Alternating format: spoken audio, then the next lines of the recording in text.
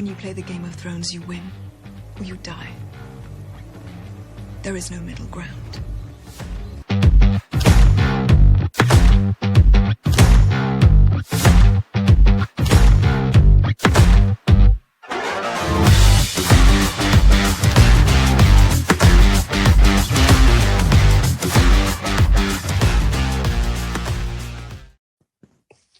Boom.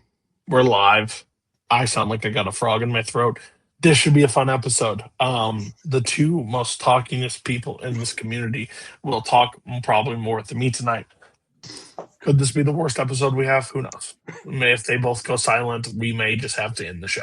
But we'll see. I did YLS, and it was starting to go at the end, so we'll see where we're at. Season 3 of all these shows have started tonight. Game of Thrones, Justified, The Americans. Yeah,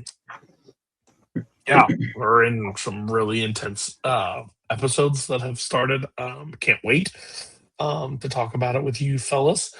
Mark, how are you? How was your viewing experience before you put that popcorn in your mouth? I mean, listen, I knew, I wasn't gonna, eat it immediately, You're a professional. But yeah, it was good. This is I think we're a good jumping off points. I think for all three of these, and I think each one kind of had an interesting little special sauce coming in that, and especially one pulling in actors I didn't think would do TV, which I think is nuts. So didn't expect to see Skeletor show up. That was cool. Yeah, absolutely. Matt, how are you? How was your viewing experience? Doing good. I mean, we're in season 3 now. We got some good stuff going on. I was kind of curious to see. I know Justify kind of got you guys back on board in season 2. I'm trying to see if it'll keep that going now that Mags Bennett isn't in the picture anymore. But Cody, I know you're not at your best, but then thanks for playing Hurt tonight. Thank you. This is my Jordan flu game. We'll see how we go. My wife redid my entire office to Red Sox themed, and what she brought in also was a sickness that has killed me. I thought you were going to say she had some asbestos in the ceiling or something. I don't know what she knocked out a closet that was in here that I hated for my entire time, and I think it unleashed some demon that was residing in here. Not sure. I'm in hell, but I have lights on the back of my TV now, and this bitch gets real dark at night, so I can have my own movie theater atmosphere in here. It's nice. Really sweet, but I'm sick, so that's fun. And then my boss was also out of work for this week, so I just had to be the main guy the entire time. So let me tell you, I'm glad that the gun jammed, but I'm still here. So having fun, gonna have a blast with my boys and talk The Americans, Justified, and Game of Thrones. Yeah, all right. Want to just kick it off? Yeah, let's start with season 3, episode 1 of The Americans, EST Men. Tensions simmer between Philip and Elizabeth as they disagree over handling orders from the center. When Elizabeth loses key intel, Philip enlists Annalise on a mission with an unexpected outcome. Yeah. Americans have 2 moments that are just not my favorite, just because of how gross they truly were. I already know what you're going to say. Yeah. I'll wait a little bit for this episode before we talk about the suitcase. But, man, Mad Men's suitcase I enjoyed way more than this suitcase. I promise you that. Oh, man. But Elizabeth in these horrible 80s disguise talking to a lady at the bar. Oh, yeah. Screw the CIA. I did it. They didn't like me. And goes up the stairs drunk, gets nudged, looks at a payphone, and is like, what am I doing? Calls the people, tells something's up. She's meeting. She's trying to keep Elizabeth there. Elizabeth's smart. She's like, fuck this. I got to get the fuck out of here. You're acting a little too weird. Starts booking it. And that's who shows up right behind her. Fucking Stan's boss. Bum! Oh, she beats the crap out of him. She hits him one time and knocks him for a loop. And then this other guy smashes her fucking face into the trunk. I'm like, we're off to the races. Like, this show just started, season 3, and she's about to get found out. I was like, especially when he's getting back up and she's standing, I'm like, motherfucker, stop. Like, run, do something. And then that bike ends up taking the other guy out. But yeah, she gets escaped, but she has a fucked up face. Like, her face is fucked up. I really love that they had like where one of their contacts kind of like has second thoughts about it, has like a guilty conscience kind of weighing down. 'Cause I'm sure that's probably something that would happen more often than not in these situations. Someone would think like, do I really want to like sell out my country? Well, I'm in the bathroom at this shenanigans. You know, maybe I just went through. Man, she's sitting like she changes real fucking fast though. She's like, screw this, and then she's like, "What am I doing?" Like, if my only question is, Elizabeth, why the fuck are you still there? Elizabeth should have been gone by the time she came back down. She already gave the thing she needed. Like, as soon as she went up to the bathroom, she should have. Well, I guess you're keeping the contact going so you can get more information down the line. But yeah, you want to be the like that's what the way they want to be their friend and you know and like the way like was it wait why am I Phil like that Phil does he like I mean he's their friend. He also sexes them up like you know he's trying to build he's trying to build intimacy in there. Like just luckily you know Elizabeth you know is not a man and she can tell that this one's a real eager beaver so she you know she knew to leave. I get the fuck out of Dodge. I mean, you were talking really different, and then you came back to the bathroom, and now you're really interested in what you don't leave. I'm getting the fuck out of here. Even before that, though, I just love they have like a flashback where she's like thinking about Paige and like Paige having difficulty learning to swim, and she just like looks around the pool, just that really shows Elizabeth's parenting. Yeah, like we know, like as parents, like we know that they like kids can float and do that stuff. Yeah. It takes a special being to just launch a child into the water, and I've just never been a part of that. It's like that dad, they gotta learn somehow. It's like that John Wayne grabbing that kid and just chucking him in the water. But like, yeah, like. But yeah, then even after that too, I mean that's a really cool fight. I think really strong opening, and then we cut over to Stan and Philip's evening, where we get another Oz alumni shows up. Cyril is teaching the self-help seminar for all these guys and stuff. So let's say you want to fuck a woman, you want to have sex with her, and the goal is an orgasm. I'm just like, I mean, I'm glad you're not taking the aging pill, but Jesus Christ, can you buy me dinner first? Like, why are we here? I mean, when he went to that electric chair, that was like a moment where he kind of like reset himself and like was renewed in life. He's like giving Tom Cruise from fucking Magnolia. What the fuck are we doing here? Oh, jeez. We got that. Was that we meet that new? Is this? Yeah, we meet the new lady at the. The Russian place. The Russians, yeah. Oleg needs another lady to hang out with, so And we learn that Nina was convicted by the Russians, so she's going off to jail, if not worse. She should have ran away. I don't know what she was thinking. Like it's just. Stan should have helped her, but he was a bad guy last week, even though he wasn't the bad guy. he was not. He was not a bad guy. Like who got bad guy of the week last week? Dickie. It was a slow week for bad guy of the week. Yeah, I mean, Joffrey didn't put in 110% that week. That was the problem. Yeah, he was slipping.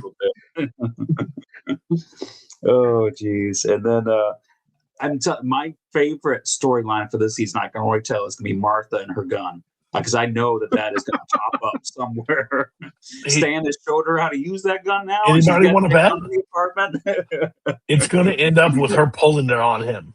She's going to pull it on Clark. Like, there's no question about it. I mean, I really thought in that scene that we were going to find out that Philip replaced her bullets with blanks so that like she couldn't shoot him. And I'm like, why are you using blanks? Like, I don't know. These are the ones my boyfriend bought. I don't know what to tell you.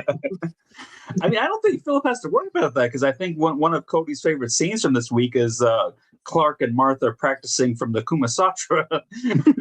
Oh, God.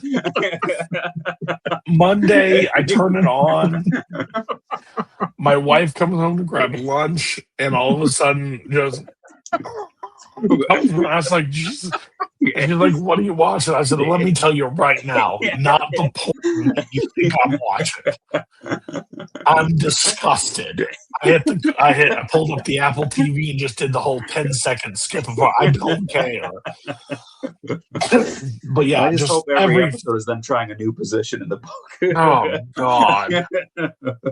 It looks so inconvenient. Seems like lower back pain. I just was all over. It was all nasty for me. Like Philip is an animal. I'll tell you that much. Or Clark, I should say. It's so funny that his entire job is just to fuck the shit out of this girl, like basically, and like keep her close and just fuck her. Like that's your. What'd you do for country today? Well, Kama Sutra, new position. I feel like every time we get an update to that storyline, I'm just thinking there's got to be an easier way for Philip to get information in the CIA. She seems insufferable, and she keeps bringing up the kids and stuff. So I think it's real. Well, doing that position might get you some. All I'm going to say is, when oh God, it was right there. Damn it, whatever it's called now. But yeah, no, it's like Horrible Bosses. When everybody and they get to Charlie Day, like yours doesn't sound that bad. Like everybody's like, well, I had to do this, I had to do this. Why the fuck does yours really doesn't sound that bad? You don't know her. You don't know her. And like what's nuts is like he's trying everything he can think of to make her hate him, and like none of it's working. He yells about the end of the season. He yells about those dishes. That revolver's coming out. Yell at me again, bitch. Like, oh man. Yep. And then, like Mark said earlier, we get Frank Langella joins this season as their. I guess he was their previous handler before they got the. Mads Bennett came in the first seasons, but he's back being their handler now. So yeah, be a proper housewife and do the dishes while me and him play this game together. I'm like, oh fuck, Elizabeth, like wrong bitch. She's supposed to blend in with the American family life, so you got to not when you're in a fucking Russian household. Oh yeah, they're still Elizabeth and Philip are still kind of going back and forth, opposing ideas about the whole Paige situation. Which I can tell that's probably going to be a season-long thing or something like that. But yeah.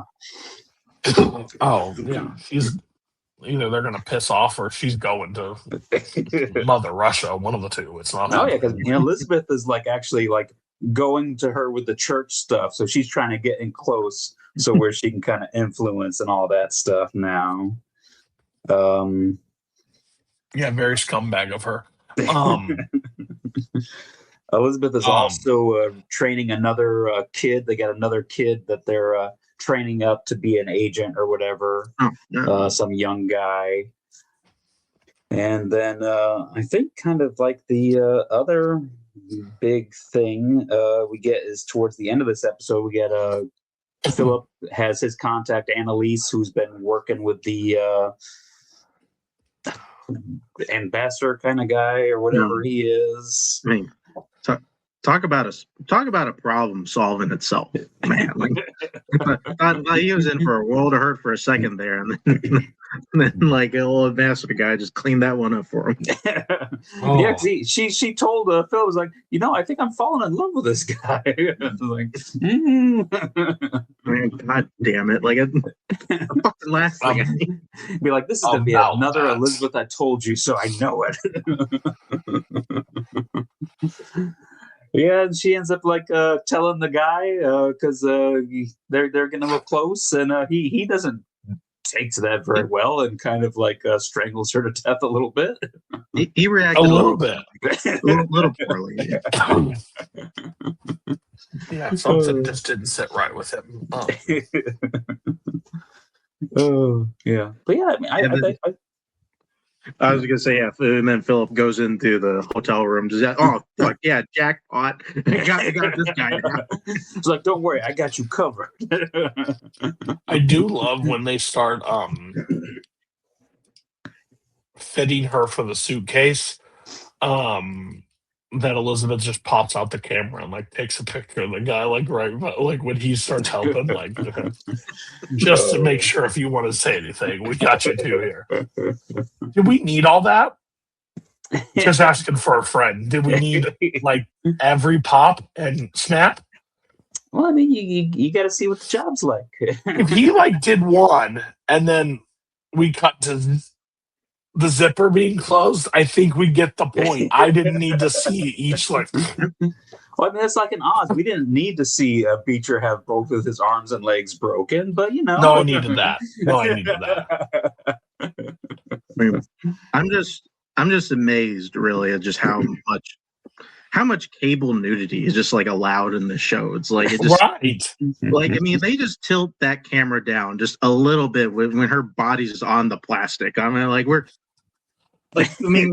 almost like an X-rated movie like territory here. Her vagina was almost on top of her forehead at one point. Like we were getting very close. And like Elizabeth's ass is out all the time, and I'm like, listen, I remember FX when I was a teenager growing up. This shit was not on FX. I promise you that. Well, you won't watch it at 10 o'clock at night.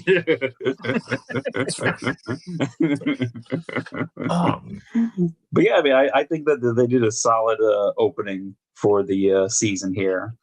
Kind of set up some stories and get some good action scenes and stuff in there. Yeah. Wait, is this show continues on? Oh, no. I mean, was there? That way, didn't like I think I also just want to mention when Stan sees his wife again, he won't tell her how stupid the seminar is, and she gets mad at him for it. Like you do. Yeah. Okay. All right. So I think we can jump to the next episode here. Which is really stupid that this is the next name of it. Why wasn't baggage the name of last? They literally put her in a bag. Like, well, no, that's actually in this episode. We jumped ahead a little bit. Did we? Yeah, the first episode ends with him like killing her, and then Philip comes in. So they're like, hey, okay, I can help you clean this up. That's all right. Because the scene that happens right before it is Paige telling Elizabeth, hey, I'm pretty sure Dad's cheating on you. She's like, listen, that's not it at all. Like, you're not even in the same ballpark. Like, how do you know? I just know. And I love how Paige is like, you guys look out for each other way more than you look out for me and my brother. Yeah, what a dick line. If I'm ever jumping ahead that far, you can say, hey, Cody, shut the fuck up until the next episode. Yeah, it's practically the same scene. But yeah, episode 2, baggage. Elizabeth and Philip come together to deal with a mission gone wrong, but struggle to reconcile their ideologies. Stan welcomes a Soviet defector to America, and Nina acclimates to her new living arrangements. Yes. Okay, they snapped this bitch's body in multiple ways and put her into a suitcase. Oh yeah. I mean, I don't get, because the guy freaked out when she told him that like I've been like kind of spying on you and stuff, but clearly this is the person that she's been spying on him for, and now all of a sudden it's like, oh, okay, yeah, I'll take your help and everything. And like Cody said, oh, now you have pictures of me breaking this woman in half. Oh. Yeah, absolutely wild. Like that scene was happening. I was just like, oh God, bring back the Kama Sutra. Like I'd rather see that right now than this. Cody's like, why couldn't it have been Martha? Oh, facts. then I'd want to see all those bones snapping. Why she's alive? Can't stand that bitch. It's like a race between who I hate more, her or Stan. Like I can't stand either one of them. I was wondering, like, who was surprised that we saw Nina again? I was certain we just were not seeing her. Like, Oh, she's coming back. She has to. I hope she comes back because I'm really not invested in her character enough to like follow her Russia adventure. Oh God, no! Like Oz for one female prisoner. The female Russian Oz. Is this the one where they? Is this the one where they bring in the girl? Yeah, I think she gets a new roommate Fuck who's off. from like Belgium or something like that. Oh yeah. What? I don't care about Nina outside of what the storyline is. You're gonna bring another woman in that I don't know shit about. Like, and then I think by the end of the episode, Oleg's dad comes to visit her after he's been like begging his dad to help her get out of jail and stuff. So I mean, we've seen how she's able to manipulate men and stuff, so I wouldn't put it past her to be able to get out of this jail by like midway through the season. I just don't really care. How the fuck? Like that may be the one slip up this show has done. Because Nina did not need to be sent, and they didn't need all that stuff between Stan last episode season. They just didn't. Yeah. It could have been still going back and forth and them laying shots. I feel like they jumped that storyline because I feel like it should have ended with Nina just dying. Yeah, yeah. Unless there's something coming off in the future that's going to be like right. Lines, so her to go to Russia for them to try to get her back, and then once she gets back, now what? They're going to kill her when she returns. Like that just seems. Oh God, I hope that's because like she's got it. She can't. This character can't be like an in-game character. You know what I mean? Like she can't be series finale on a boat with Stan like leaving or whatever. Like this, that just she comes back and she's got like a new face or something. Yeah, like Mission Impossible style. Like, but she comes out back disguised as his ex-wife, like you know, and like tries to like get him. Like they jumped, and I think they realized that. Yeah, I feel like they like keeping her alive, like in the office, like after they're like, okay, Nina's character's done, sent off. We'll tell Stan. What if she didn't get accepted? What if she's still alive and we get her back? I get what you're saying. Why the fuck we send her in the first place then? Mm-hmm. To get Stan off his game a little. What? I don't know. It's so like we kind of ran out of stuff we could do with the whole Stan and Nina Oleg storyline. No, we didn't. Mix it up a little bit. We did a lie detector and everything, and it was going great. Well, once you go to the lie detector, I mean, where else are you going to go? She still didn't stand. She looks like Stan believed her and like keep that trail going. Yeah, I guess we'll see where it goes. But so far, I fear that that's going to be a weak part of the season. We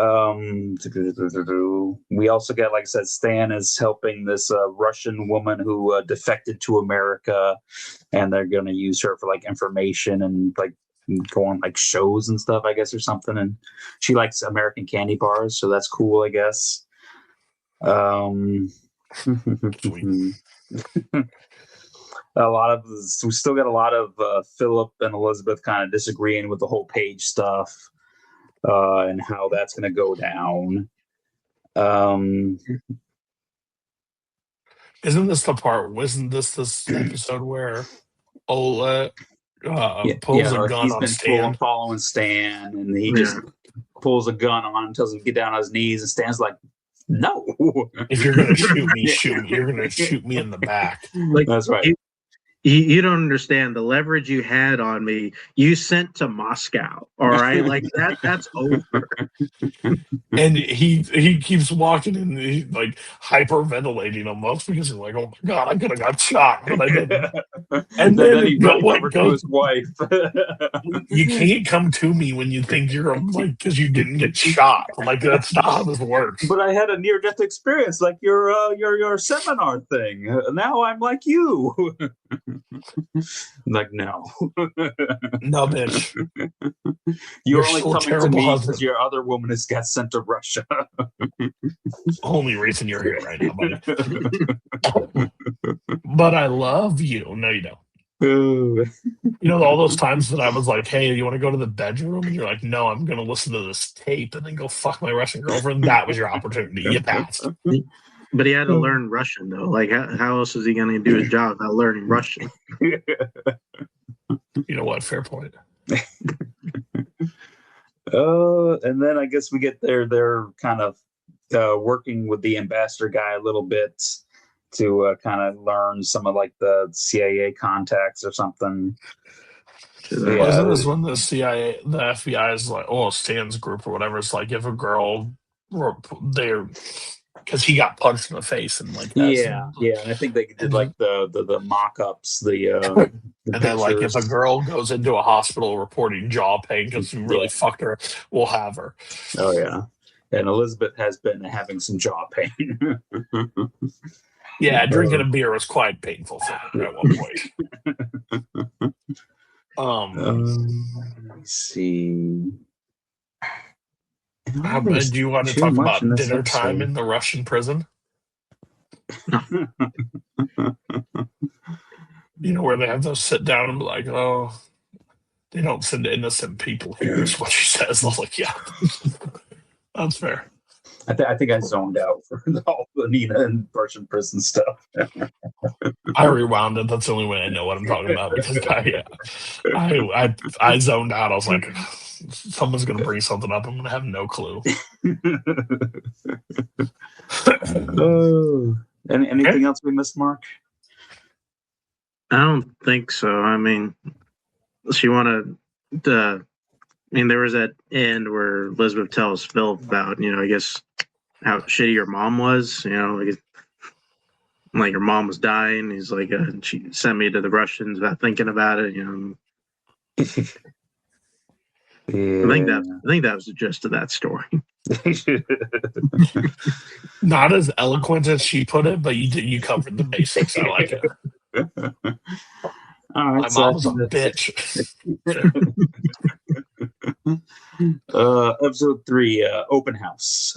Danger mounts for Elizabeth and Philip as they get closer to the inner circle of the CIA Afghan group. Yeah, that's what it is, the CIA Afghan group. Yeah. I think the first thing I noticed this episode, the actor that plays the son Henry went through a massive growth spurt in between seasons. Getting Shaquille O'Neal was joining the cast. So that's the son? Jesus Christ. I mean, like, not much time has passed from like seasons 2 and 3, right? Like, it just no. It's like what, like maybe 6 months, and like it. And like the kid's already he's already at his emo phase. You think like this is Sopranos level? Like, no. I'm looking. That's the like, unfortunate part with these shows and having kids in them. This is sneaking around an open house. Like going into it, and he's like up in the stairs, like digging through all the stuff, and the husband comes home. Yeah. And then Philip has to do his best, like, suburban dad impression. Like, I just always wanted an office. Do me a favor, make this a den if you buy it. It's a good house to make it a den. You'll start skipping dinners. I think that's solid advice. Facts. Who wants a fucking office? Ugh, gross. Unless you're going to film TV Chronicles or stuff, you don't need an office or anything like that in your house. Facts. Or just put a computer in your man cave, and then you can still have the same viewpoint.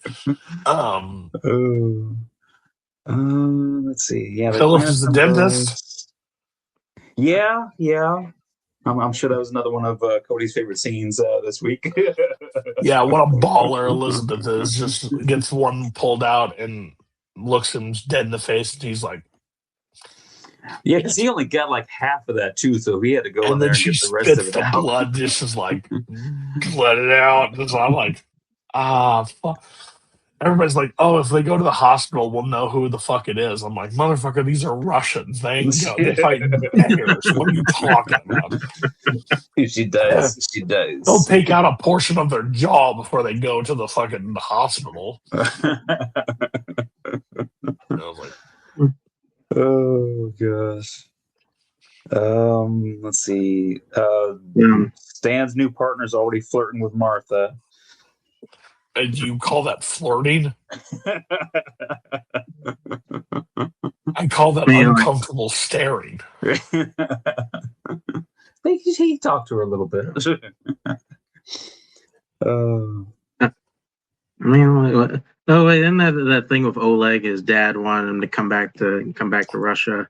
Oh yeah, but the boss is like, no, that's up. That decision is up to you, and so Oleg's gonna stay in America. Which I figured his dad's got more cool than that, especially if you're trying to get him to help with Nina. Because I think if he goes to Russia, then his dad could probably pull some strings and get her out, and they can be together in Russia. Which I know is probably not much better for Nina than prison, but Oleg would be happy. Yeah, facts.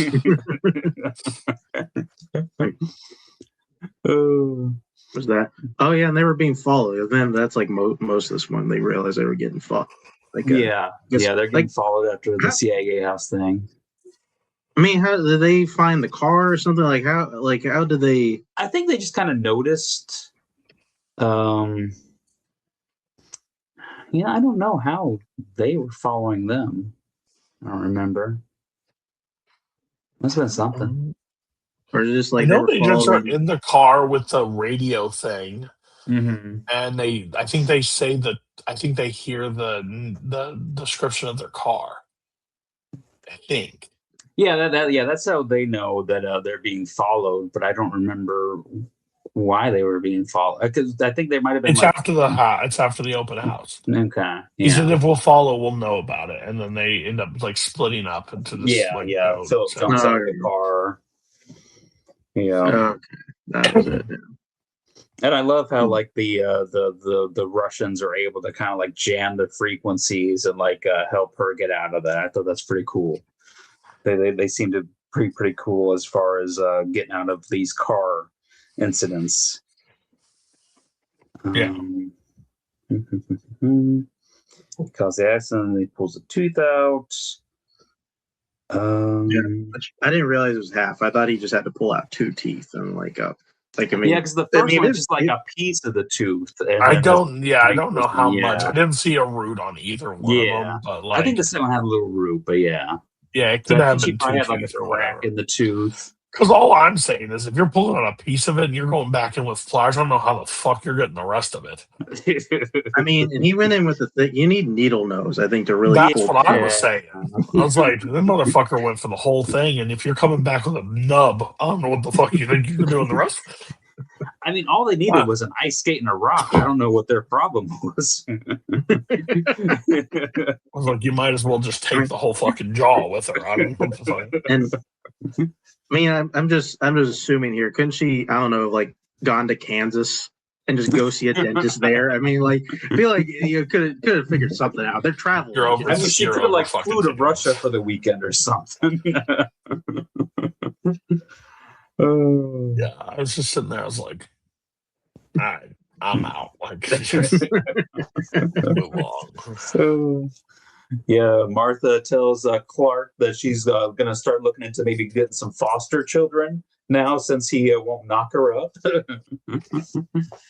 Still doesn't really alleviate. Yeah, he's going to have that gun pulled on him.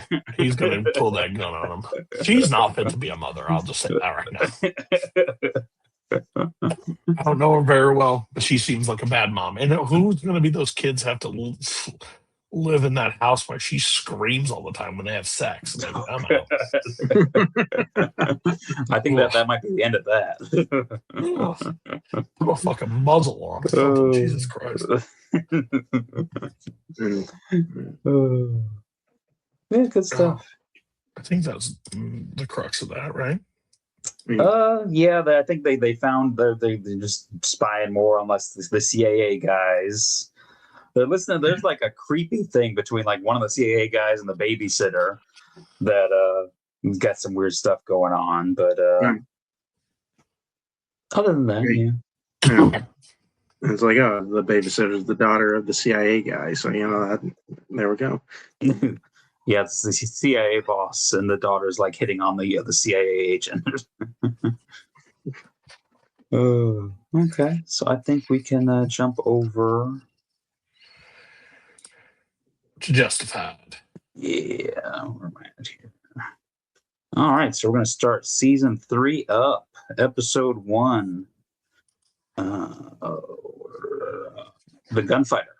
Still recovering from his gunshot, Raylan takes himself off of desk duty when one of Wynn Duffy's associates is involved in a murder. Meanwhile, Ava takes over Boyd's business while he's back in jail.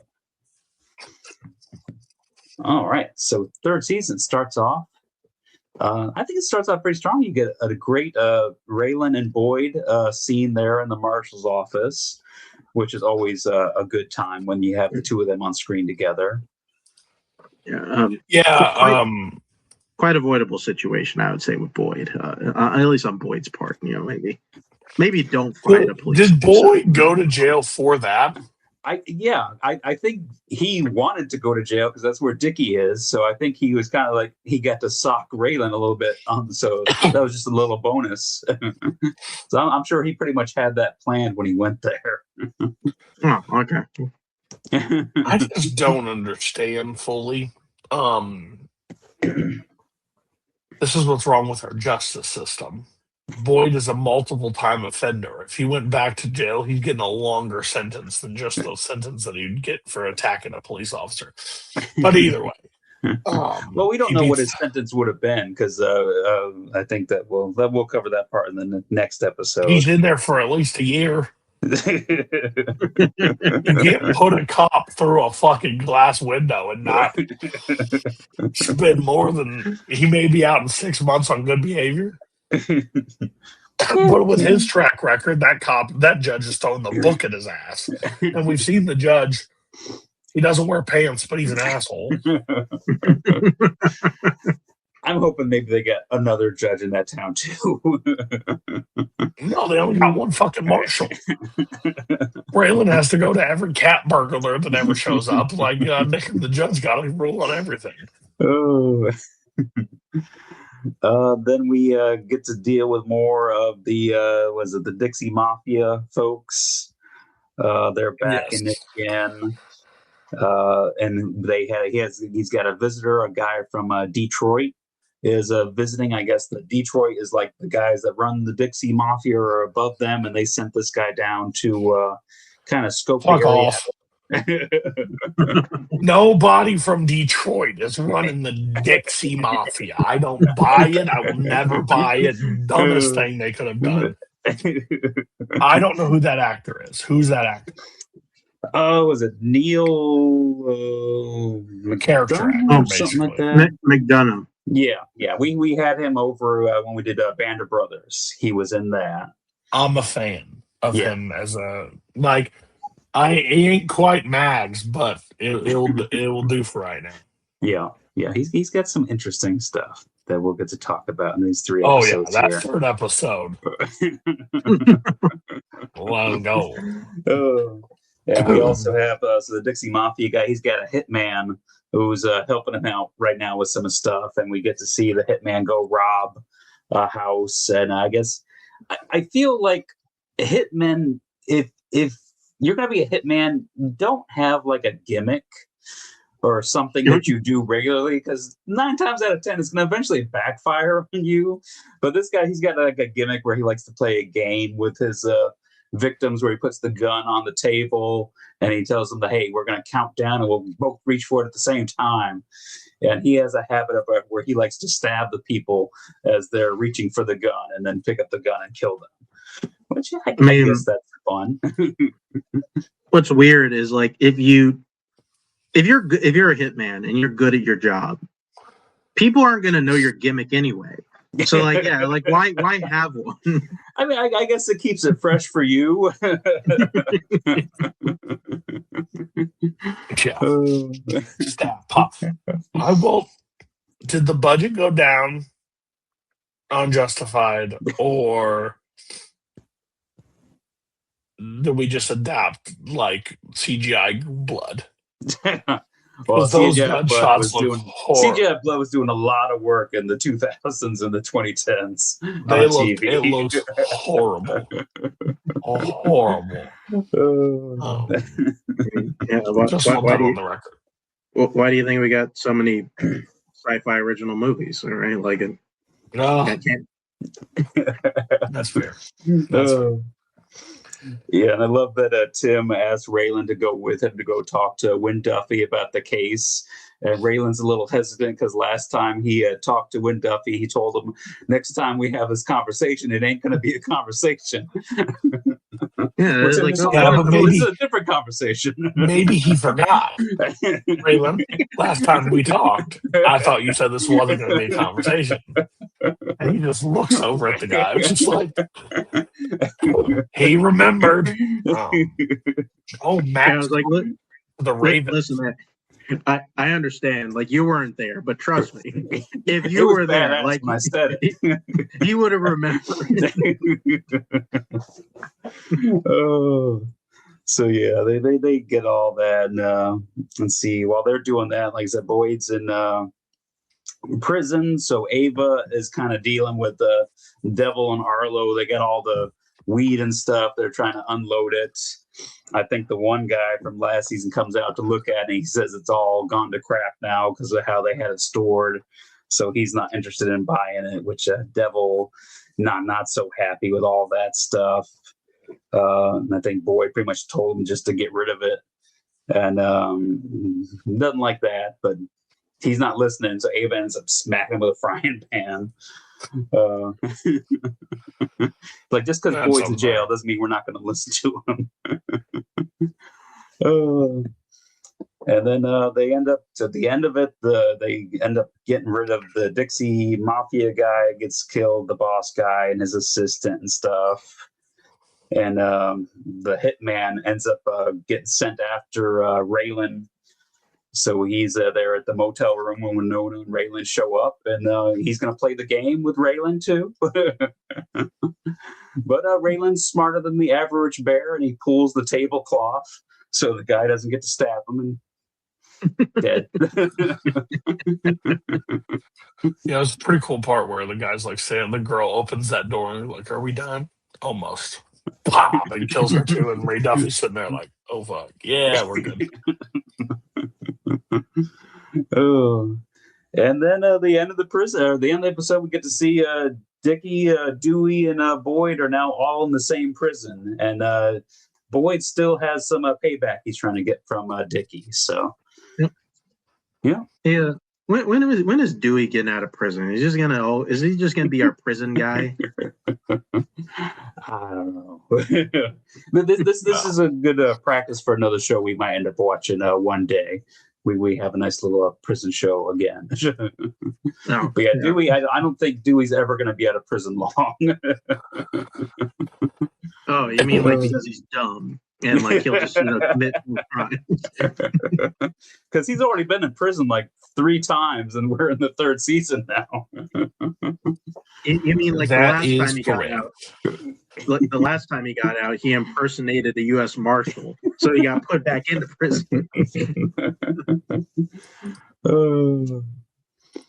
But yeah, good start to the season.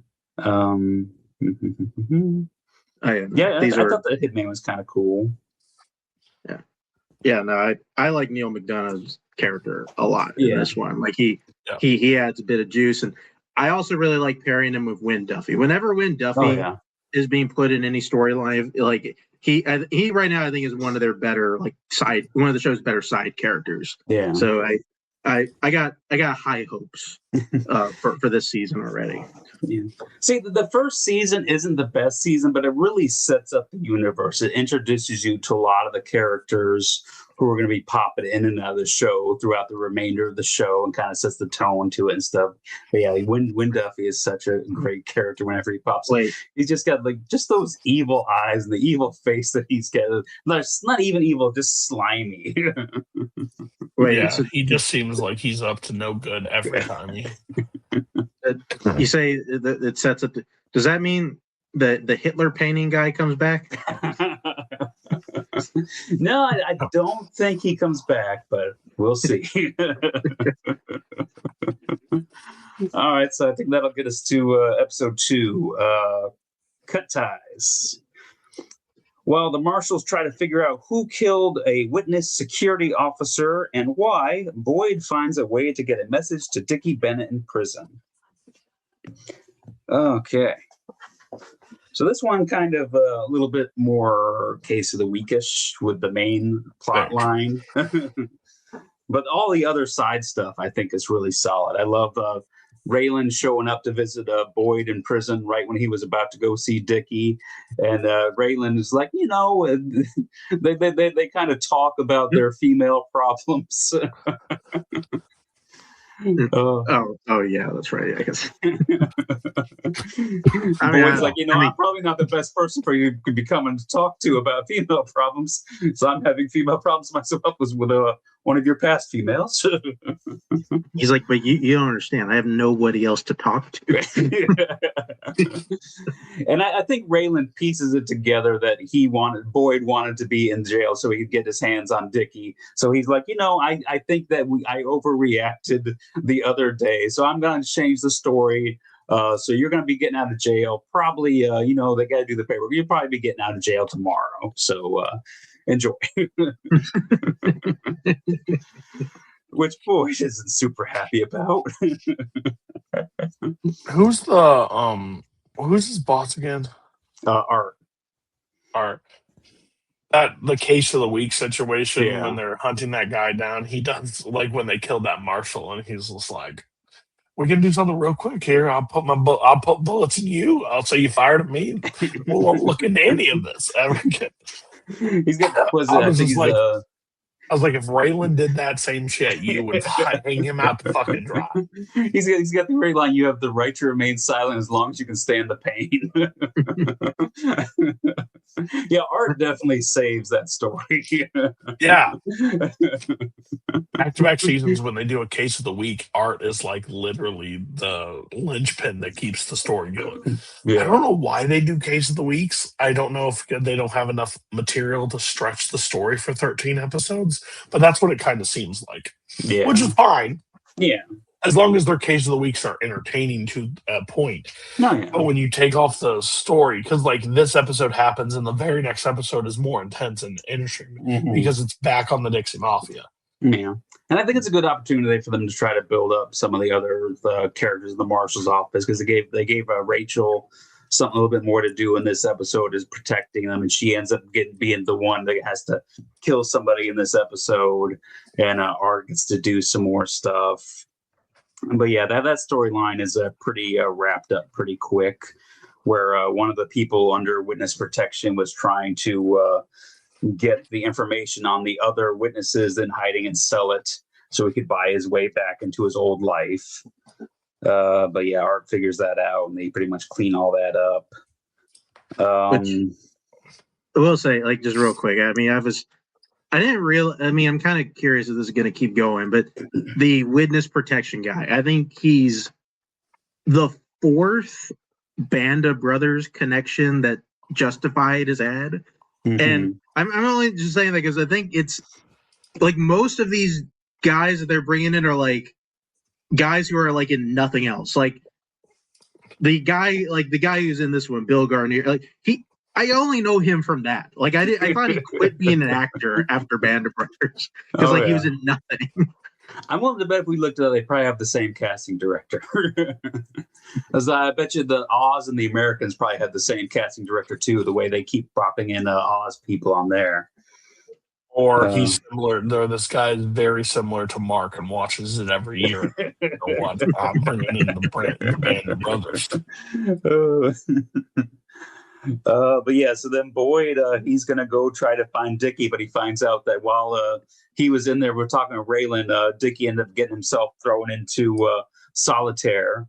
So Boyd has to go get himself thrown in solitaire by interrupting some guys working out and pulling off his shirt to reveal all his Nazi tattoos and stuff. So he ends up getting beat up and thrown into solitaire too. And he's able to finally get some alone time with Dickie. And pretty much we find out he wasn't necessarily trying to kill Dickie. He's just trying to track down where Mags Bennett had all of her money hidden.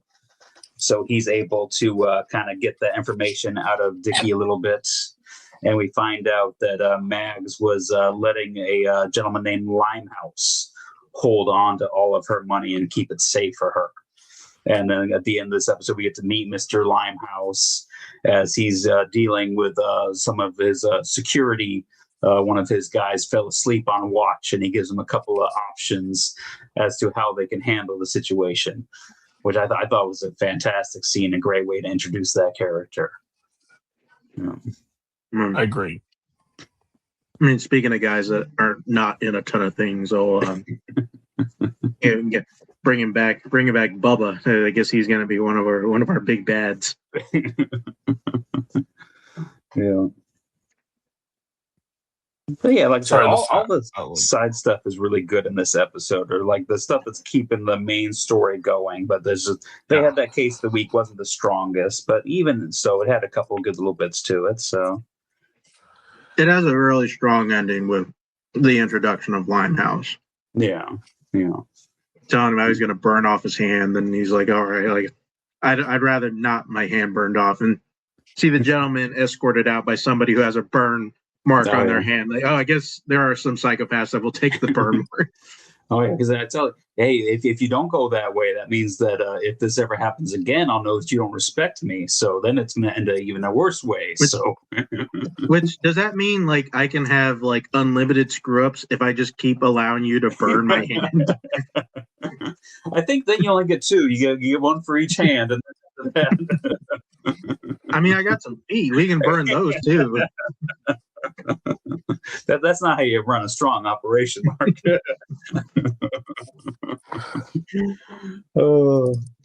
All right, so I think that'll take us to episode 3, Harlan Roulette. While tracking down a familiar enemy, Raylan crosses paths with a pawn shop owner with connections with the Dixie Mafia, while Boyd and his new crew begin setting up shop in Harlan. All right. Yeah. So this every pawn shop seems like some criminal activity could be happening inside the place. I just want that on the record. I mean, it is the perfect way to steal stuff and hide the stuff that you stole while you're waiting to offload it and stuff.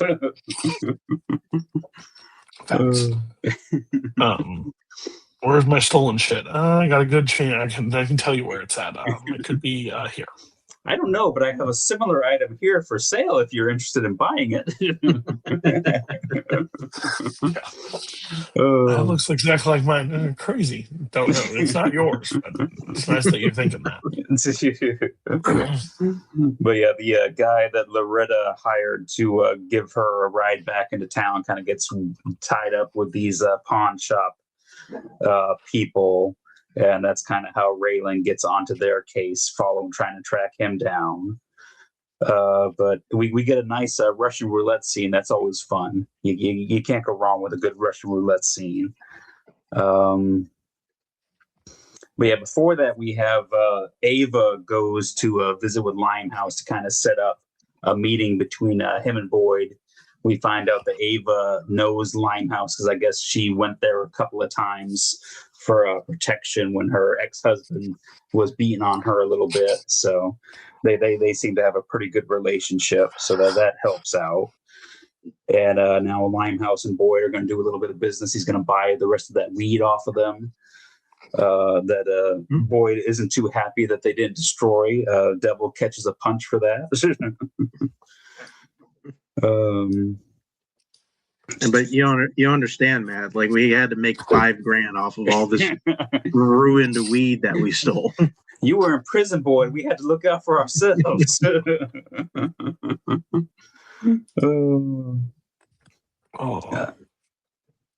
We get more of the Detroit guy. I don't even think they've said his name yet in these episodes here. He's got Wind Up. He kind of working with him now as his lackey. he says he's pretty much got plans to start up an Oxy business in Harlan, kind of using all the people and their subscriptions and stuff. And while he takes a phone call from his kid, Wynn's kind of walking around the house and kind of goes to one of the rooms and notices that he has a guy just like tied up in the bedroom. So yeah, that's a pretty interesting guy. Oh, and they pretty much win because Wynn, I guess the pawn shop guy is working for Wynn, and after Raylan kind of goes digging around there, the Detroit goes like, "Hey, just tell him to kill Raylan." I mean, you don't think he's gonna be able to do it, so one way or another, you're gonna take care of a situation. But of course, that doesn't go work out well. Yeah, I like the scene where Raylan is in the pawn shop with the guy, and he's like, "Do you ever? No, never heard. How much you pay? You looking for a job? Well, you see, there's this, I'm looking for the stuff that could be possibly connected. No, I've never heard of. Sure, yeah, positive. Okay. I love how Raylan can have conversations with the people, and they both know that they're lying to each other about everything. It's like, I know that you know that I know that you know, but we're just going to keep going along with this. As soon as the guy leaves and gets on the phone, it's like, this Marshall's going to keep coming back and back. He's like, all right, maybe we take care of him. I'm sorry, you can't take care of Raylan Givens. It's not it's not season 7. I don't know what you're talking about. And then the pawn shop guy further delegates the role to the Wade guy, who the one that Raylan was after in the first place. Is like, yeah, just tell Raylan that you're going to turn yourself in, have him meet you at your place, and you can have the gun waiting for him. Of course, Raylan's already there by the time the guy gets back to his house. And he goes in looking for the gun, which Raylan already got. So now he uses him to set up to get the pawn shop guy out there. It's the pawn shop guy and his guy come out, and they end up like fighting with each other once Raylan's going to kind of like turn the guy against Wynn Duffy, and then they kind of end up killing each other as Raylan's just standing there shocked at the turn of events. He shot me. Yeah, I'm sorry about that. Didn't see that happening. You know, you can't get in trouble. Raylan can't get in trouble for shooting people when he just gets them to shoot them at each other. So, I mean, the guy. Listen, you had junkies working for you. Okay, like I mean, I can't be held responsible for your poor hiring choices. And then we get just like one of the best scenes is where Raylan obviously knows that Wynn Duffy is behind all this. So he goes to confront Wynn Duffy. And now it's time to have that conversation that's not a conversation. We see the Detroit guy's already there with Wynn. And I guess he's a big Taxi Driver fan because he's got one of those guns that like, and he's working on it. But as Raylan comes in, he puts his coat on. Raylan tells him to just turn around and look that way. And he just knocks Wynn right on the ground. And one of my favorite parts of the whole show, just like throws a bullet at him. Says, next one's coming faster. Oh. And then the guy turns around and looks at Raylan and goes, how fast do you think those bullets when they're coming back your way? Oh, yeah. And he just backpedals out of there and just like, oh, shit. Like, well, first though, he just puts his phone up to take a picture of the guy, and he just gives a creepy smile as he gets his picture taken. So Raylan has now met his big bad for the season, and it's just And to quote Leonardo DiCaprio in Django Unchained, you had my now you have my attention. I am in now. Thank you very much. I was waiting for my mags replacement. It may not be the level, but I am fully in. Thank you. Yeah. There's all 3 episodes. This episode 3 happens, and I'm just like, it was real hard not to click on the very next one. Especially Game of Thrones. But this one, I was just like, Okay, I'm in. I will also say, just kind of a side thing. I think I was a little bit critical of Winona. I think maybe the last couple weeks. She has stuck with Raylan. I didn't think she would, especially after he almost died. So okay, I guess she might be. Her other other right Gary just like disappeared without a trace, so she's got not a whole lot of choice now. Yeah, maybe she finds with Gary. She may not. She may be a little upset. So Raylan, keep that under attack. If you have stuck with us through TV Chronicles from the start, for Mark to change his opinion of a female character in a show, this is big. Oh yeah. I don't know if that opinion's going to last for the rest of the show, but at least we got a good read. Come on, Matt! What the hell, Matt? Why would you say that shit? Damn it! That's the fucking worst. All right, so let's head over to Westeros. All right, episode 1, Valar de Horus. Big word.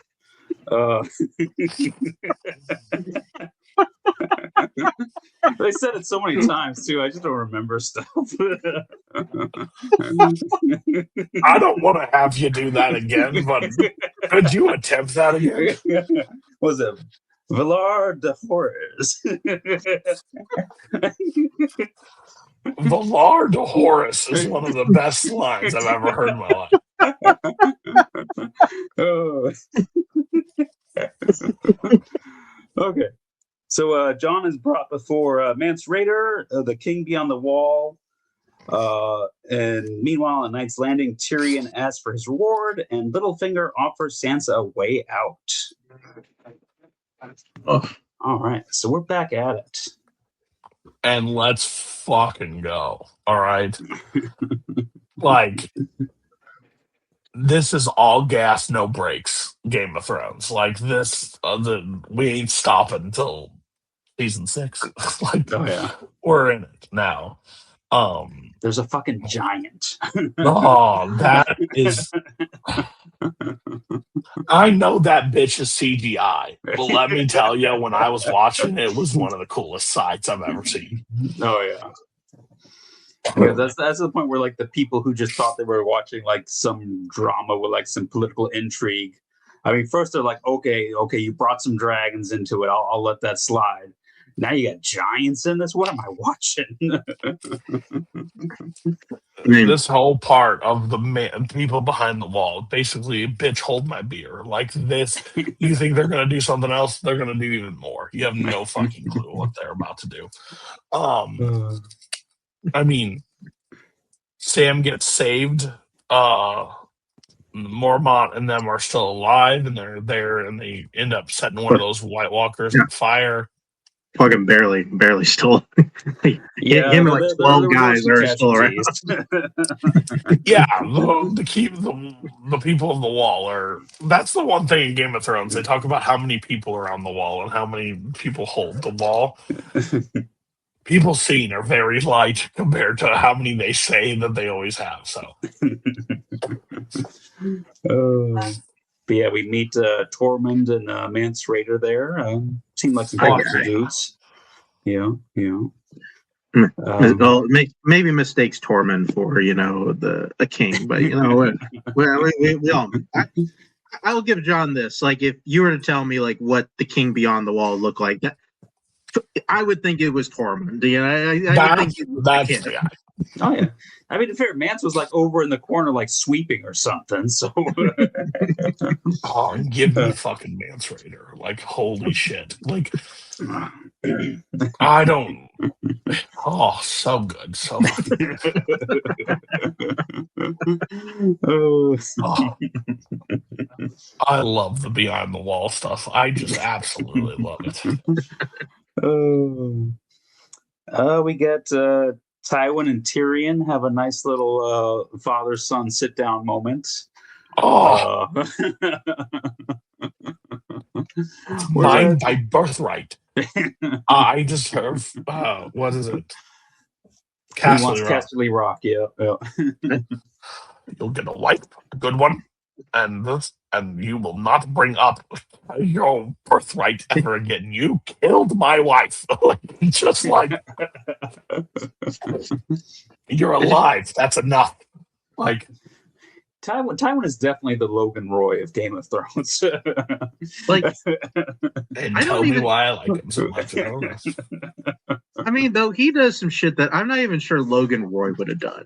And like, he's like, hey, like Tyrion's in there is like, hey, Dad, you never visited me while like I was in the hospital. I was like, well, the doctor told me you weren't dead, so like I assumed it was okay. I seriously doubt Logan went to see Kendall in rehab. So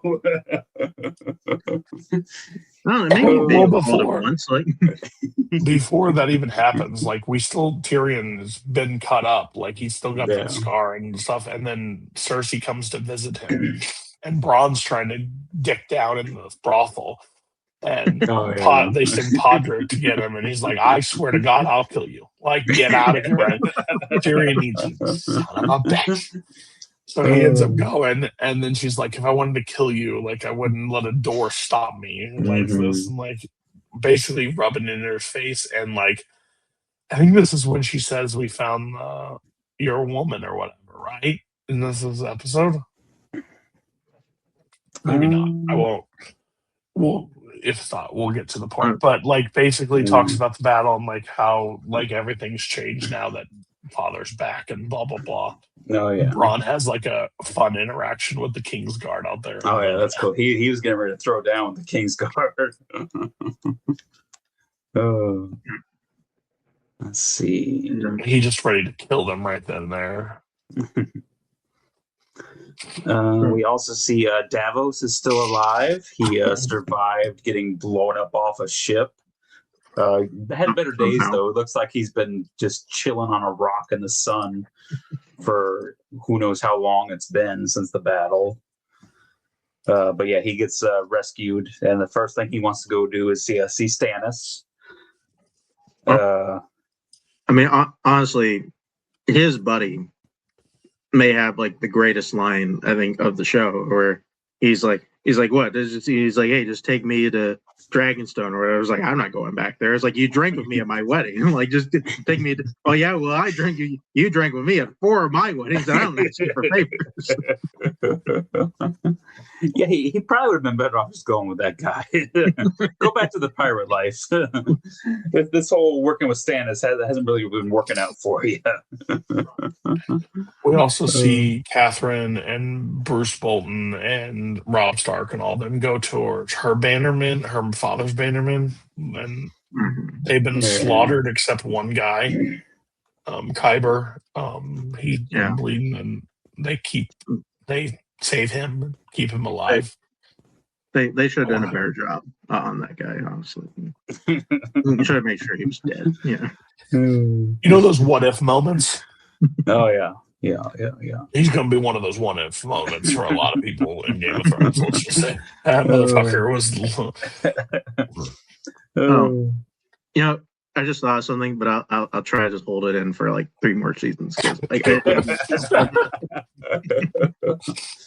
God, I so wish that one of us hadn't seen this show. I know. Listen, I didn't get to a lot of TV in my time. Could you imagine watching every week and be like, God. we probably would have done this season 2 of the show if Cody hadn't seen it. Oh, you would have done this season 1. This would have been season 1. You would have put it with Breaking Bad and The Wire, I think.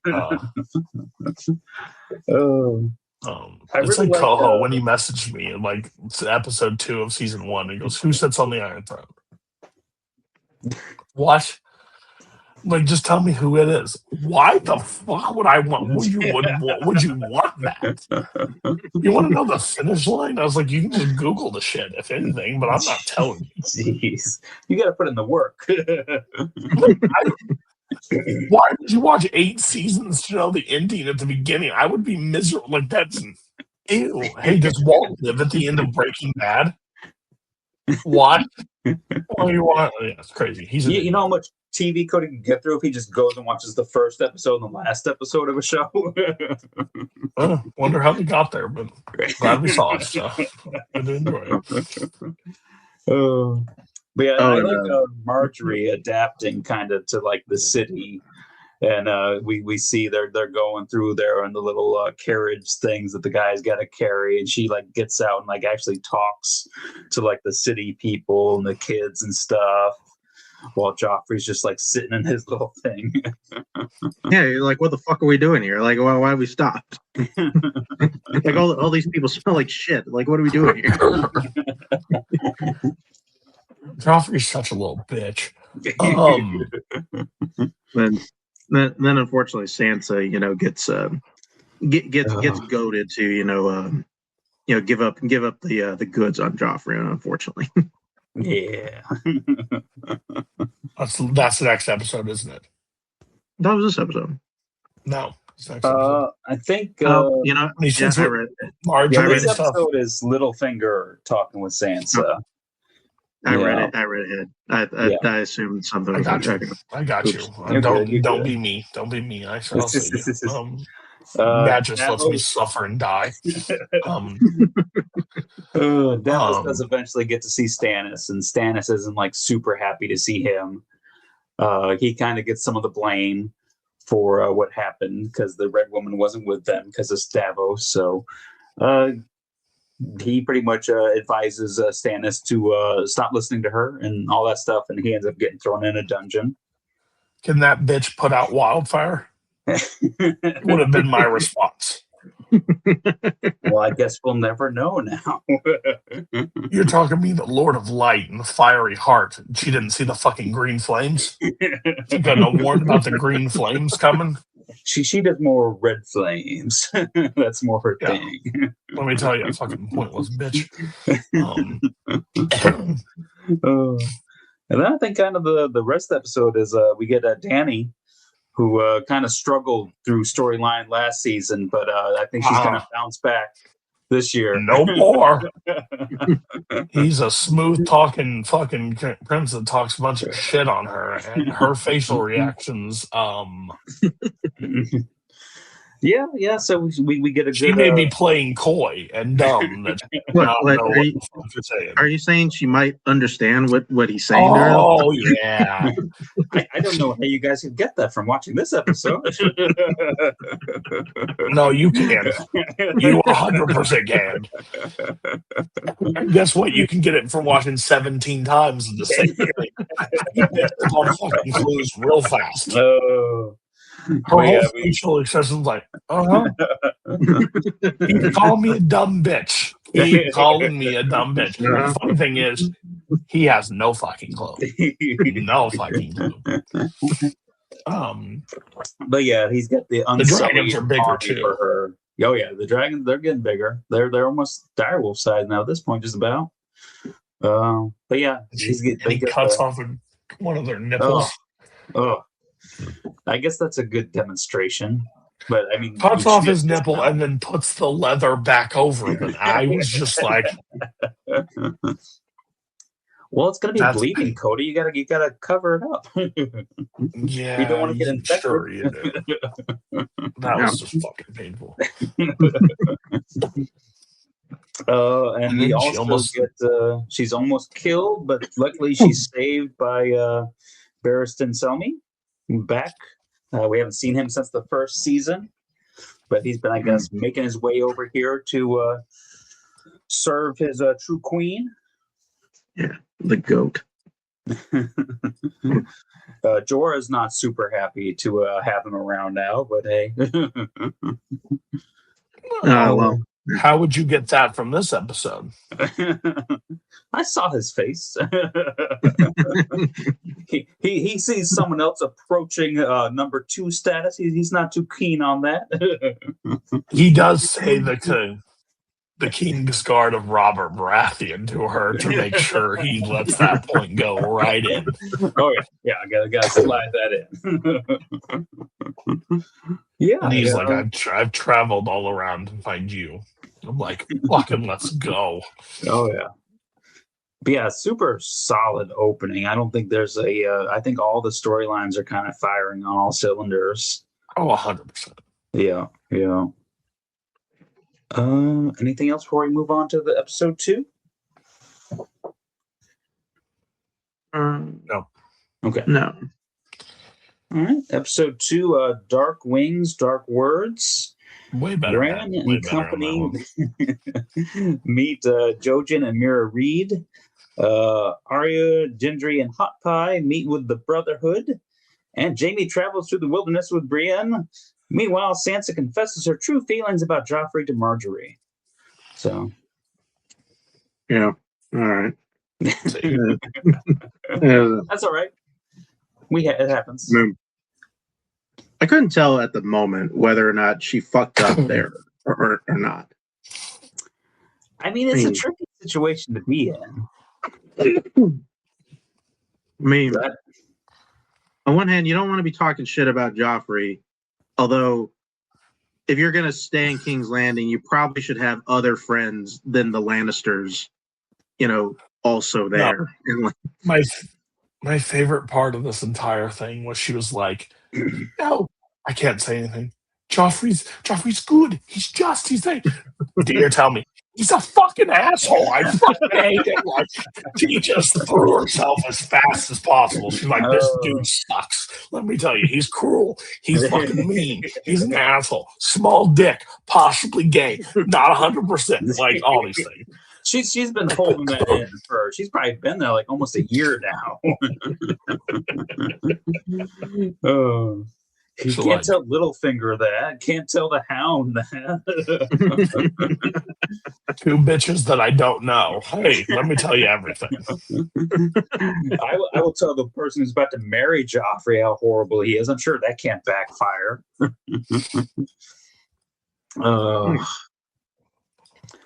We do see some Bran. Bran gets some supernatural shit happening to him, basically. Yeah, because he hunts that 3-eyed raven. He can't hit it, and then that two teenagers show up. Yeah, we got a brother and sister kind of show up. I guess the one guy has also got some powers. He's of sight or something, and I saw you, so we came to help you. Blah blah blah blah blah. Yeah. This is kind of it. This reminded me of because this is around the time when I was watching Game of Thrones week to week, and I was like, I remembered watching the first episode, this is pretty good, and then we get to the second episode, and then realizing, there are several storylines that we didn't even get to in the premiere, and we're kind of catching up on them now. Yeah, that's crazy because even in the books, the last 2 books got so big that I think it was pretty much the third book. He had to or the fourth book, he had to split into 2 books where half the characters were in one book and half the characters were in the other book.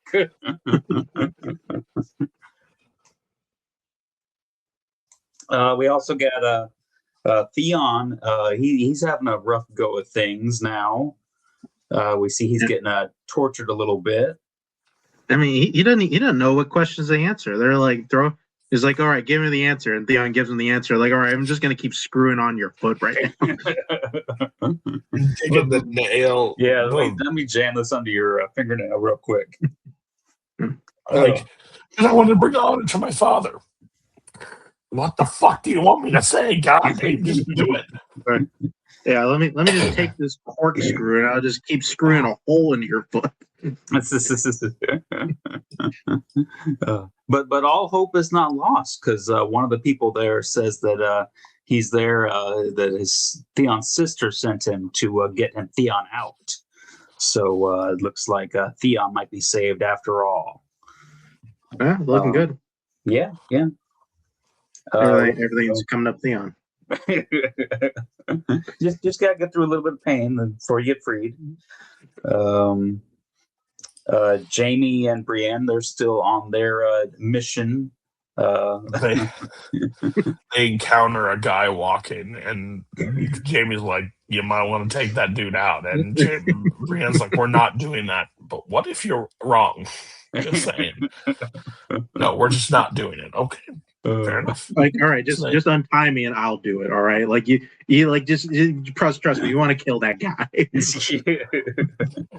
Like, I don't know how they got that far without Brienne just like gagging him, because I know he's just been talking the whole time they've been on the trip trying to get at her. There's nothing that says that she can't gag him. She just has to get him there alive. Oh. Catherine and Rob lady have like a moment where she's like, you want me to make it? And he's like, she's being a cold-hearted bitch, it seems like. She's like, no, only a mother can do this. And she's talking about John.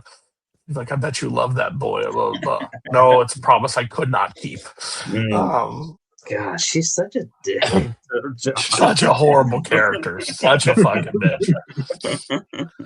Like, I hated Skylar White for so long, but let me tell you, Catherine Stark is like one of the fucking worst moms in the history of TV. Like, gives away her only piece and doesn't know where her other kids are. Fucking Disgrace is one of the most like likable characters in the show of Jon Snow. Like, it's just like, fuck. What good are you? But then you meet her sister and you kind of get the fucking point. You know? Yeah, we didn't get to meet her dad, but I'm sure there was something. The apple has to not fall very far from the tree. Like, they have to all be cuckoo. Yeah, it's even her brother is kind of out there too. So yeah, that's right. He's her brother. Okay, I forget that. Yeah, but we'll get more of that next episode. Arya, the fat boy, and Gendry almost get taken out by a new group of people. Arya tries to intimidate it. She doesn't roll high enough, so that doesn't work out so well for her. But they seem like pretty nice people. The Brotherhood without banners. They take them all. And they're feeding them and stuff, and they're about to let him go. But they captured someone else who was out wandering. They have the Hound, and he ends up kind of blowing Arya's cover a little bit. You really are ugly. Also, we see Joffrey and Marjorie do foreplay. That was kind of nice. Ew. He doesn't think with his dick; he just thinks with his crossbow. She knows how to not get him to kill her, so that's great. She's got some real Nina vibes. She knows how to play Joffrey pretty good. It's just the word Joffrey in foreplay, was that the gross thing for you? I mean, it's just we've never really gotten close to understanding what exactly does a guy like Joffrey Baratheon find sexy. And we got an idea in this episode, and it just kind of grossed me out. If it isn't Natalie Dorn, I really don't know if there's one out there. Well, it's her trying to kill somebody that's going to get him going. I mean, hey, those homeless people that you were being nice to? If you just cut off one of their heads, I would I'm going to bring a bunch of those kids in here. We'll put apples on their heads, and you can try out my crossbow. Well, he had two ladies of the night alone in his room. He's like, hey, I got a fun idea. Why don't you beat the hell out of her with this fucking stick I'll bring you? He's a guy really ahead of his time, because if he was born these days, he'd be making a lot of money, I'm sure. Facts. He'd have OnlyFans. Jesus Christ. Let's see. What was the thing I was? Oh, the wildling girl that's with Bran and them do not like these two new children. She does not understand them. That she thinks they're weird. I'm with her too, and Well, I mean, too. She first she got to watch these two kids in Hodor. Now he's got two more kids. She's got to kind of watch over a little bit. Except the one girl seems. And they start saying weird shit, and she's just like, "I'm not about this." I mean, you told me you met them in your dreams. What the fuck does that even mean? I have seen some shit beyond the wall, and this stuff's a little too fucking weird. One of my favorite parts of the episode is Lord Commander forbids Sam to die. And he tells the other guy also, if you die, like you're responsible for it. That's right. If he dies, you die. Like giving him fuck. I had whatever. I had a reference, but I forgot it. Oh, there it is. Gone. Gone forever. Oh, And then Brienne and Jamie, she finally has enough and gives him her sword, and they start fighting. That was pretty cool. yeah. They were having a good fight too. I mean, to be fair, Jamie's hands were like tied up, but still. It's also been a while since he practiced. Or eaten like Show a good up. meal. Oh, it was the Boltons. And it looks like the Boltons have found it, yeah. Yeah, so. Mm. Hey. And what do you know? That old guy comes in like, hey, I remember Jamie Lannister. I saw him in a tournament one time, and it was like, I thought I heard the Curb Your Enthusiasm music playing after he said that. So the moral of the story is don't do these tournaments. It's only going to get you in trouble. When he turns around and looks at her and is like,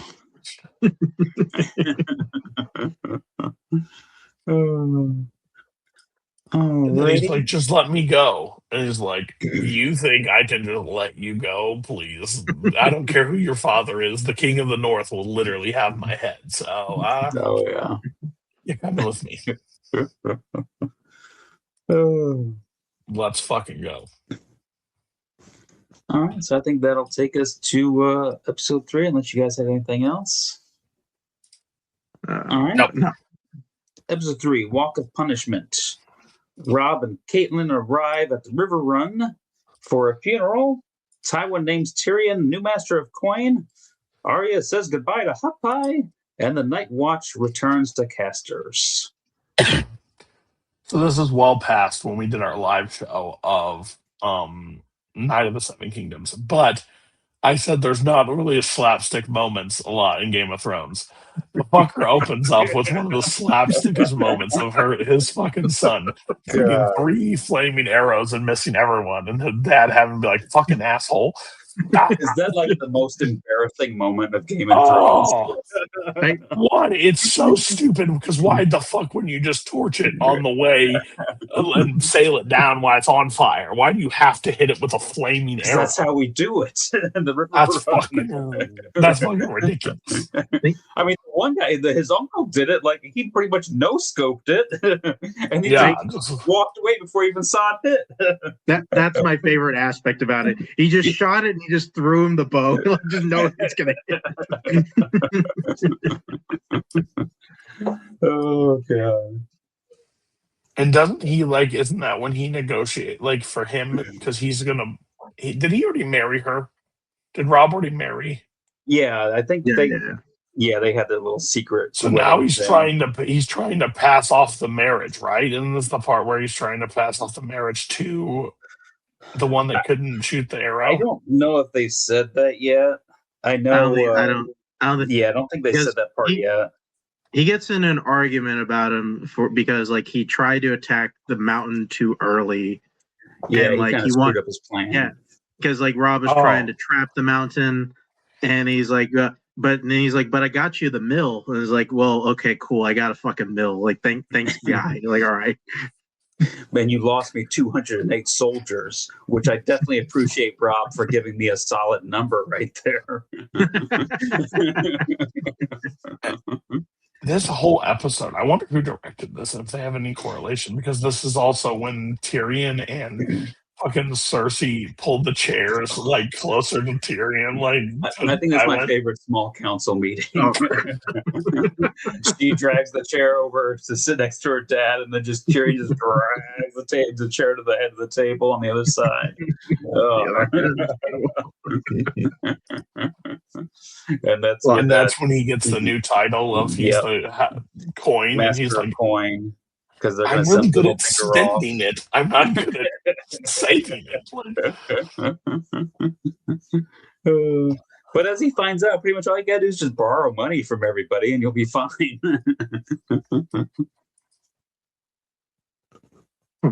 That's weird. Yeah, Tyrion finds out that they owe the kingdom owes a ton of money to Tywin, but more scary, they own a ton of money to was it the Iron Bank or something like that? Yeah, the bank or something. Yeah.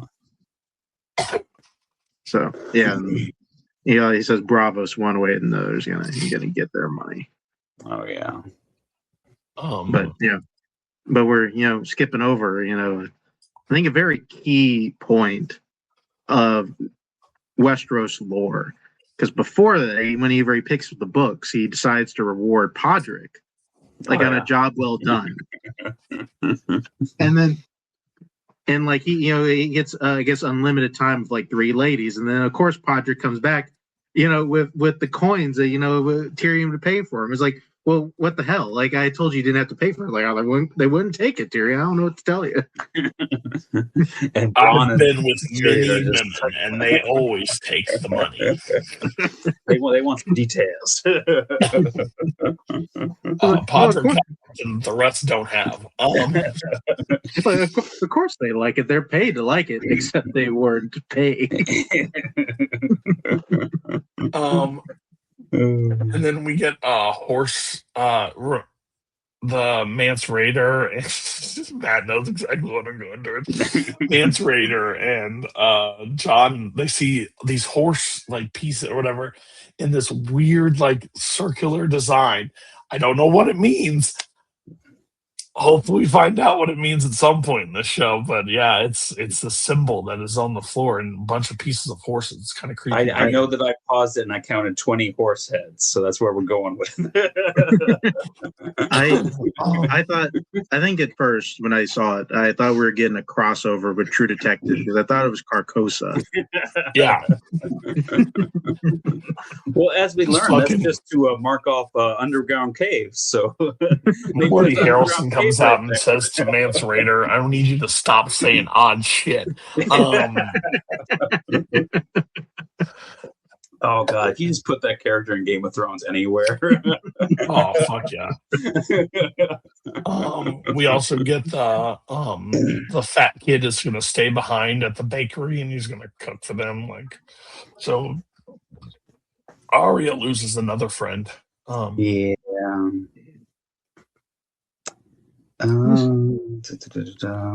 Then we go to my favorite storyline from last season. We're going to go back to Caster's Keep.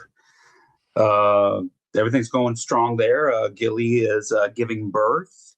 Unfortunately, it appears to be a boy, so not great for her. But yeah. And then we forgot. I think last time. When they were screwing the legs of Tyrion, or you guys might have said I might have zoned out, but yeah, Theon, the guy's going to help him escape. Yeah, the guy's going to help him escape, and he took off his helmet. We'll take it at night. So he ends up coming back to him, taking off the thing, and be like, "This only works if you can ride." He's like, "I can ride. I'll make you lord," and runs away on a horse. It looked like you failed to give him directions, though. So that he told him to go that way, and then she'll meet you there eventually, or something. just keep going. That I remember the Boy Scouts saying something about that. Just follow the sun for as long as you can. And I love that he helped him escape at night on a white horse.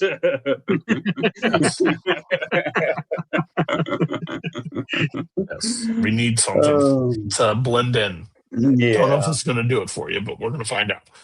See, unfortunately for him, the guys do end up catching up to him, and it looks like they're about to capture him again. But thankfully, his friend shows up again and puts some arrows into those guys. So, things are still looking pretty good for Theon, Do you guys think the guys that they were hunting down, knew him? Because they say, you little bastard before he dies. Yeah, that's kind of odd. Yeah. I mean, I do love that he takes a fucking metal fucking ball at horse speed to the chest, and he's having trouble breathing, but I'm sorry, your heart's going to be in your asshole. I don't know where you're dead. Like, holy shit, to be one knocked off a horse, but on top of it get hit with something solid metal sucks. We don't know that it was solid metal. It might have been like chocolate on the inside or something. So it probably just might be cracked a rib. Yeah, Man, I I don't need know. you to start teaching historic classes. That's just legendary. I mean, it looked like Baylor got hit less hard than that guy did, and we saw what happened to him. And that dude was wearing a helmet. That dude was wearing a helmet. The other guy was wearing nothing. And you heard it here first. Dion is stronger than Baylor. Yeah. Shit, I don't believe for 1,000, Alex, please. Danny is not having a great time at her new city. As she's walking and seeing men just crucified basically as she walks, as the roadmap pointing to the temple. Yeah, she's not having a grand time, and everybody's like, "Well, you can't really do. We have to like you can't save everybody." And she's like, "What the fuck? I can't. I can't." She doesn't understand that people won't know how to get there if we cut them down. Mm-hmm. I mean, and then she gets their freedom. Yeah, she negotiates that she wants all the 8,000 Unsullies. She wants every one of them, and in exchange wants one dragon. All of her council fucking says, "Are you fucking stupid? No, you don't trade a dragon." She's like, "Deal." And they're like, he's like, 2, 1, the biggest one, deal. And I want her, the girl that keeps translating for you. I want her as just a gift to me. They end up agreeing on terms, and I mean, it seems like an okay deal. She gives a pretty big message to them after. It's like, "I understand you're counseling me. Interrupt me again in front of people, and you'll find a new king to counsel. Like, we're not doing this shit anymore." She agrees to sell off one of her dragons for the army, and she'll be able to take care of that. And then the Boltons men decide to take Brienne Tarth into whatever they decide to try to do to her. And Jamie basically talks. Just can't stand by and watch that. Jamie's like, "Don't you know who she is? Like Tarly, like this, the sapphires, calling her back." And he's like, "Listen," and he thinks he can buy his way out of it and blah blah blah, and like talking all this shit. Well, that just pisses this guy off basically. It's like, you think you can just throw your gold around whenever you want. puts his hands out there and chops one of his hands off. His sword hand. Yeah, he kind of needed that. That was crazy. I remember not taking that scene seriously, thinking that they could just sew the hand back on. like that. I mean, we've seen some crazy stuff on the show. Well, like, it was crazy for me to think they had like an experienced surgeon that's like also in this convoy. Just rub some dirt on it and just reattach it. Well, they get him up and they're walking to him, making him think like he actually convinced them to do it. And he's like, "Oh, okay, like great." And then he gets kicked in the fucking back of the leg and put down. He gets his eye threatened with a sword first, and then he's like, "Oh no," he's like, "Oh, we'll teach you a lesson," and then turns around and throws it back down right onto his wrist. And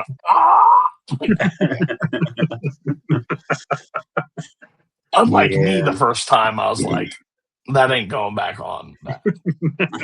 You're gonna have to learn how to fight. Your only thing that you ever were good at in this thing is now gone. Oh, poor Jamie. Yeah, it sucks. I do love the line, "You're nothing without your daddy." Yeah. Oh, yeah. Good stuff. Let me tell you, very hard to just stop watching after that moment. Oh, yeah. Welcome to TV Chronicles. We blue ball you every week. I guess it's time. I feel like Bad Guy of the Week's gonna be tough this week. I don't think there's like a clear bad guy, really. What's funny is I think there actually should be an easy one, but we didn't watch enough of this story to really give it to this one person, so we can't. Yeah. Sure. So He'll have plenty of time. Yeah, he's probably going to go on a run similar to Joffrey. It's going to be very hard. Where they're going to be trading weeks.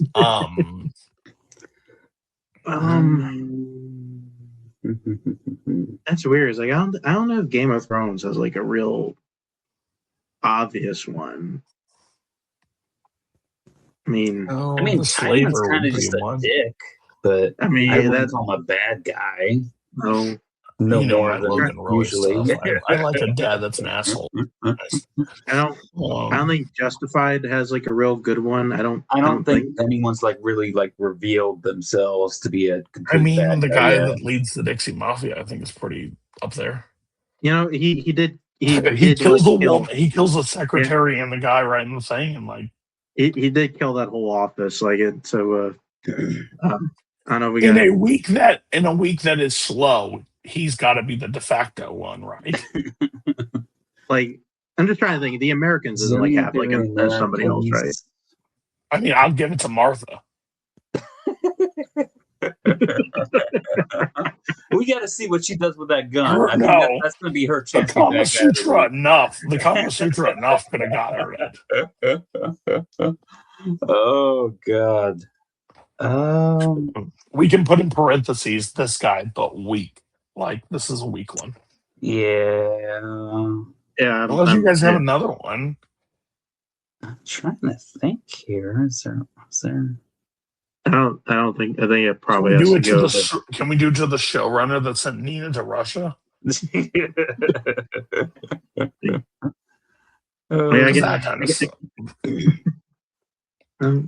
I guess like Robert Quarles, like that's his name. Like he can be he can be the de facto one. Yeah, we'll give it to him. I don't see anyone better. So, all right. Yeah, that's how we back. Okay. All right. All right. That's the episode. Next week's 4 Americans. 4 Americans, 2 Game of Thrones, and 3 Justifieds. Fucking hell. Tell Game of Thrones to do more than 10 episodes a season. Or tell Justified to knock off 2 of the That's true. Tell Americans Justified to do 10 episode seasons would have made this much easier. All right. That's the episode. See you next week. Bye-bye. When you play the Game of Thrones, you win or you die. There is no middle ground.